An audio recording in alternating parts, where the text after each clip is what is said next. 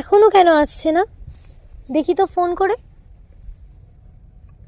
Hello, কোথায় আছিস? কখন আসবি? আমি অনেকক্ষণ থেকে অপেক্ষা করছি তোর জন্য। এই তো চলেই এসেছি, একটু ও দাঁড়া। আচ্ছা, আয়।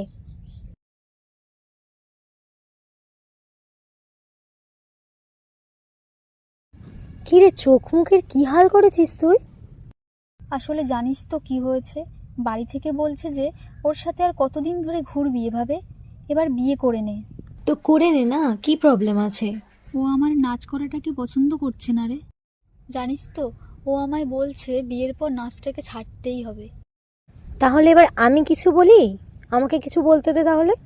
আমি বলছি, তুই তোর মনের কথাটাই শোন। মন কি বলছে সেটাই শোন, বাদবাকি সব কিছুকে দূরে সরিয়ে দে।